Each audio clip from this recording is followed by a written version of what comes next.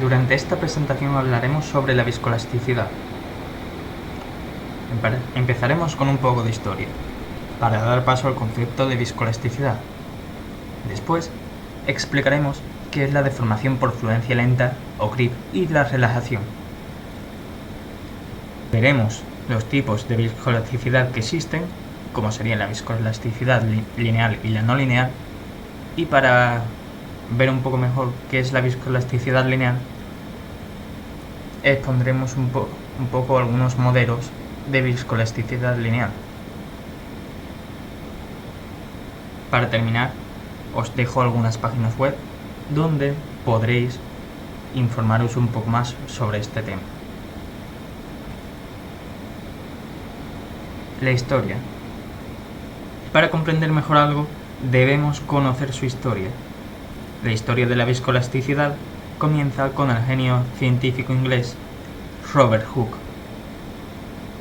En el año 1676, Sir Robert Hooke descubrió lo que él llamó verdadera teoría de la elasticidad o fuerza de los muelles, y lo publicó debido a la competencia en forma de anagrama como Ceinos 2. El resultado a ese anagrama lo publicó 2 años más tarde, dando como solución la frase en latín ut tensio sic vis, cuya traducción literal sería como la extensión, así la fuerza, es decir, la deformación es proporcional a la fuerza. Gracias a este descubrimiento, logramos entender mejor el sólido elástico.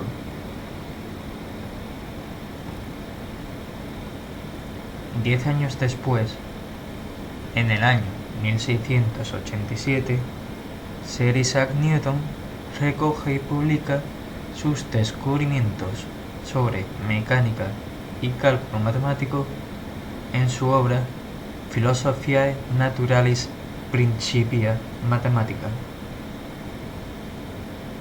Dentro de ella explica que la resistencia que deriva de la falta de deslizamiento de las partes de un líquido es proporcional a la velocidad a la que se separan entre sí. Con ello nace el término viscosidad de un fluido. Un par de siglos más tarde, Navier y Stokes profundizan más en estos estudios para explicar la teoría tridimensional para describir líquidos newtonianos. Gracias a un experimento con hilos de seda en 1835, Weber observó que una carga longitudinal producía una extensión inmediata, seguida de un posterior alargamiento con el tiempo. Al eliminar la carga, tenía lugar una contracción inmediata, seguida de una contracción gradual hasta alcanzar la longitud inicial. Este comportamiento correspondía a una respuesta elástica distorsionada con elementos característicos de la respuesta de un líquido. Algunas décadas más tarde, en 1867, Maxwell desarrolla un modelo matemático el cual describía fluidos que presentaban propiedades elásticas, presentando así elementos asociados a la respuesta de un sólido. Ambos modelos consiguen originar la viscoelasticidad.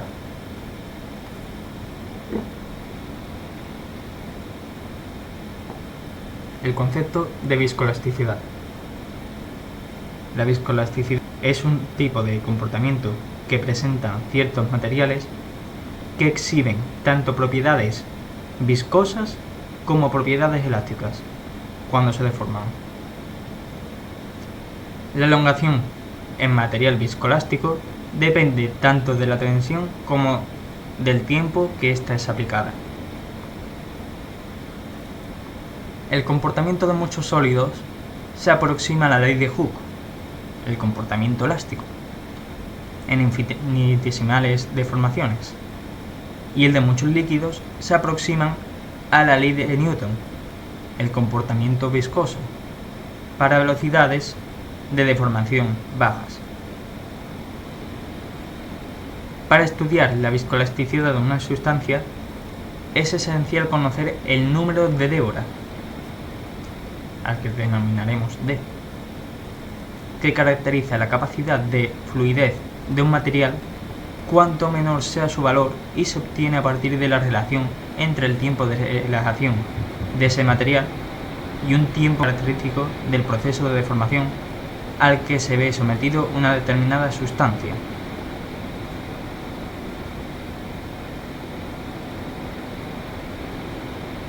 Para un sólido de Hooke, el tiempo de relajación es infinito y para un fluido de Newton es cero. Según esto, todas las sustancias pueden fluir con el tiempo necesario. De esta forma, podemos clasificar las sustancias según D. Si el número de Deborah es menor a 1, el comportamiento será viscoso. Si este es mayor a 1, el comportamiento es elástico. Si el número de Deborah es aproximadamente igual a 1, el comportamiento sería viscoelástico.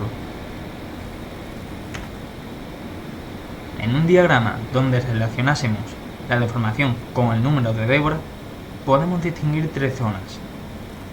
A valores del número de Deborah bajos corresponde a un comportamiento viscoso, mientras que a valores de D altos corresponde a un comportamiento puramente elástico. La zona intermedia corresponde a un comportamiento viscoelástico. Como vemos en el diagrama, aquí tenemos la deformación, aquí tendríamos el número de Deborah. Cuando tenemos un número de Deborah bajo, tendríamos un fluido viscoso. Si tenemos un número de Deborah alto, el material sería elástico. Y en medio tenemos la viscoelasticidad.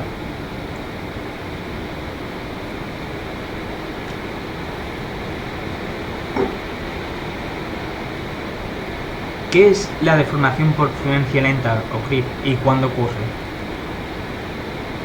El creep se define como la tendencia de un material sólido de deformarse de forma permanente bajo la influencia de una tensión constante en el tiempo. Suele ser el resultado de exposición prolongada a altos niveles de presión, que se encuentran por debajo de la fuerza límite del material. La tasa de creep es una función de las propiedades de materiales, tiempo de exposición, temperatura de exposición y carga aplicada. Es un fenómeno no deseable, ya que provoca fallos y limita el tiempo útil del material. Un ejemplo de esto lo encontramos en el material cemento, llegando este a agrietarse.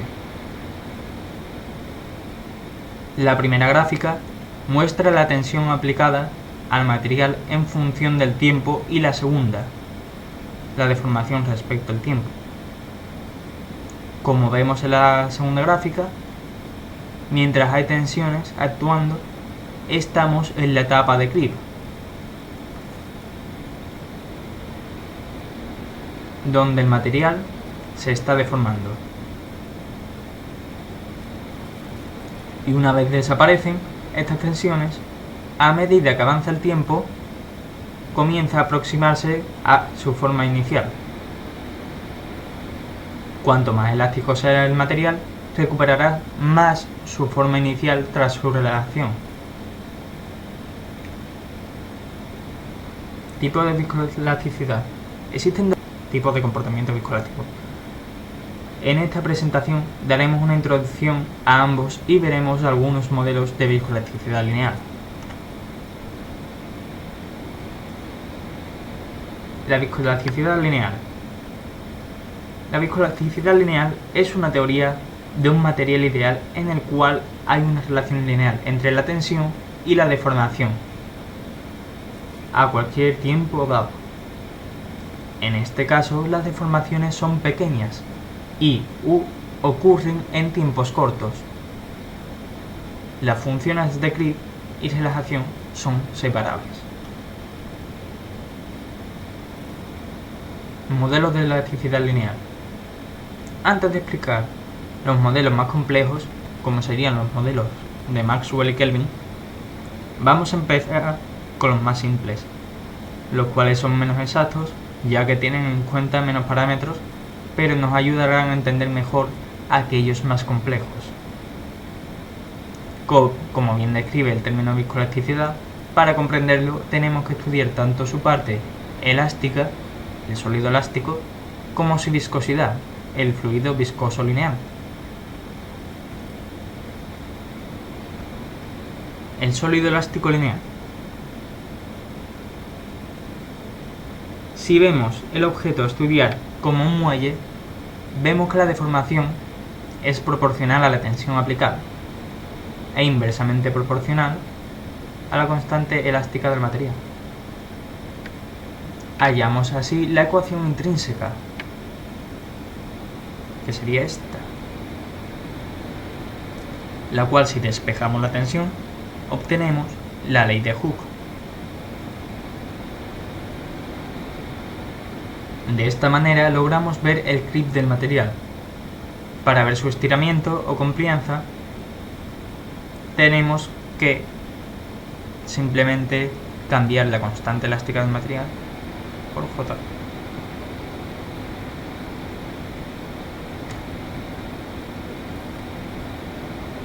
El fluido viscoso lineal. Consideramos esta vez un fluido newtoniano, incomprensible entre una superficie inferior móvil y otra superior móvil. El flujo puede estar provocado por la superficie móvil superior, mediante una tensión en forma de cizalladura.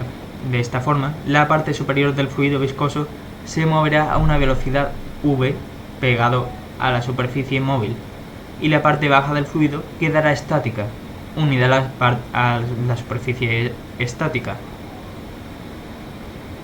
La constante de viscosidad demuestra la relación entre la cizalladura y el gradiente de velocidad. Teniendo en cuenta que las tensiones de cizalladura están relacionadas con el desplazamiento, al que llamaremos gamma, y que la tasa de deformación del fluido está relacionada con las tensiones de cizalladura, simplemente desarrollamos y obtendremos que el desplazamiento a través del tiempo sería igual a la cizalladura partido por la viscosidad. Si consideramos la tensión del fluido como la de un sólido y que el desplazamiento de un fluido equivale a la deformación del sólido, obtenemos esto de aquí, dando lugar a que la deformación sería igual a la tensión que se le aplica partido por la viscosidad, y todo ello por el tiempo. Así despejamos, obtenemos esto de aquí y obtenemos la función creep, que sería esto de aquí. Como vemos en el esquema este de aquí, vemos que tenemos una superficie móvil y esta parte estática. A medida que avanzamos, que subimos con la altura, tenemos que la parte más pegada a la superficie móvil se moverá, mientras que la más pegada a la superficie estática quedará estática. Y de esa forma tenemos este gradiente de velocidad. Modelo de Maxwell. Maxwell propone en su modelo colocar un elemento elástico y un elemento viscoso en serie, como si fuese un circuito. Su modelo explica la relación del material, pero nos da la deformación en un tiempo dado con un creep lineal y su recuperación es instantánea, lo cual nos ajusta a la realidad. La expresión del modelo de Maxwell viene del desarrollo de la unión de la parte elástica y la viscosa. Para ello podemos separar las deformaciones producidas en ambas partes. Así obtenemos la siguiente ecuación.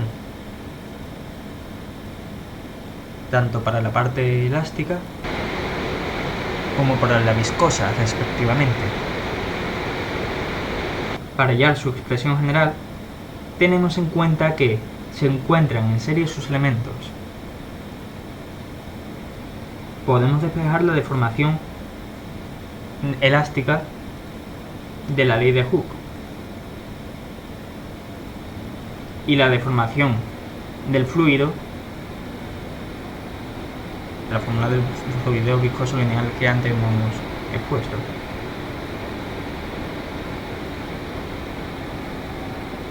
De esta forma sustituimos y obtenemos la expresión general del modelo de Maxwell. Aquí tendríamos la parte elástica y aquí la parte del fluido. Y así sería la deformación a través del tiempo. Modelo de Kelvin-Voigt. Al igual que Maxwell, Kelvin-Voigt une en su modelo los elementos elástico y viscoso, solo que en este caso los posiciona en paralelo. Gracias a este modelo encontramos explicaciones a una recuperación exponencial decreciente del material y al grid en función del tiempo que se ajusta a la realidad. No explica la deformación instantánea. Según el modelo no hay relajación, lo cual no coincide con la realidad.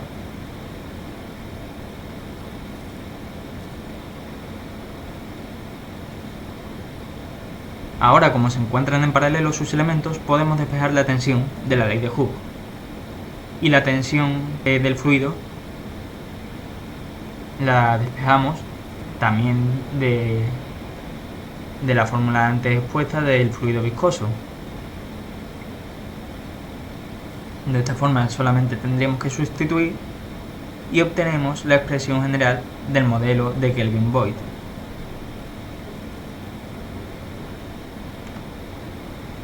El modelo estándar del sólido viscoelástico. Se podría decir respecto a los modelos anteriores que uno soluciona los condicionamientos del otro, siendo así modelos complementarios.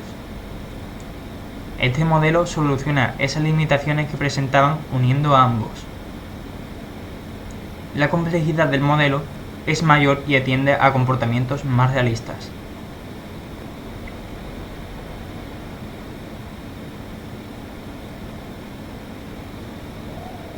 Aquí vemos cómo une ambos modelos, tanto el de Maxwell con sus elementos en serie, como el de Kelvin-Voigt con sus elementos en paralelo.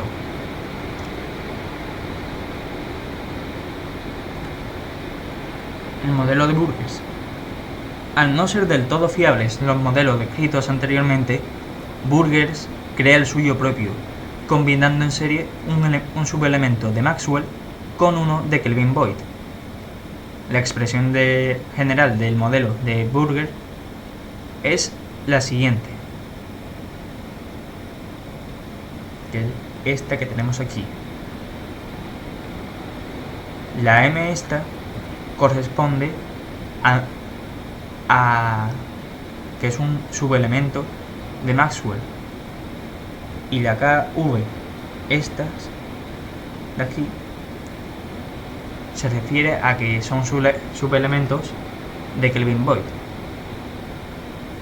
Aquí vemos los subelementos de Maxwell y los subelementos en paralelo de Kelvin-Voigt.